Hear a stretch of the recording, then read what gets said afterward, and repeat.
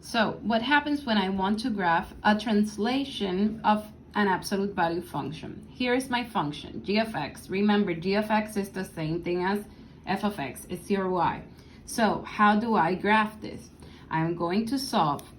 For example, I have g of -6 is -6 plus 3 minus 5. The absolute value of -6 plus 3, which equals, so -6 plus 3 is -3 minus 5. The absolute value of -3 is 3 minus 5, which equals -2. So this is going to be -2. Let's do it for -3. So -3, g of -3 equals the absolute value of -3 plus 3 minus 5.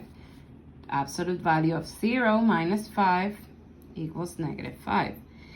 And so on. I will do that for each one. I'm just going to write down the answers here so we can graph it.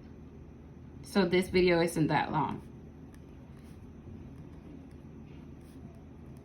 So if I would do this process, this would be all of my answers. Now I can graph it, but I'm going to graph it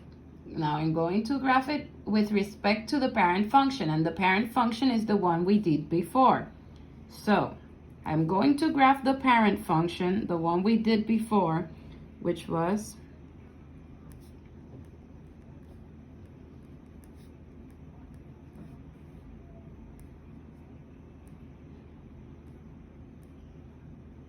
this is the one I showed you in the other video. Something like this. This is my parent function. Okay. Now I'm going to graph this one. So when x is -6, I'm going to extend this a little bit. 4, 5, 6. And 4, 5, 6.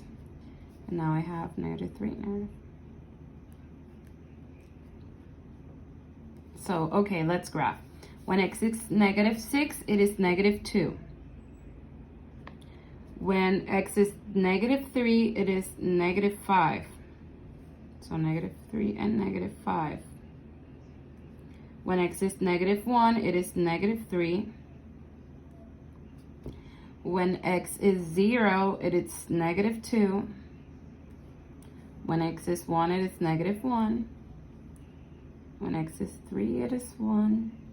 And when x is 6, it is 4. So I should have something like this. Bear with me.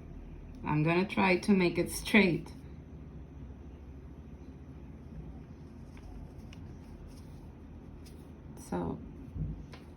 So that should be my translation. The parent function is always the first one we did, okay? F of x is the absolute value of x, okay? That is my parent. And I am graphing the translation with respect to my parent, okay? Any doubts or questions, do not hesitate to write to me.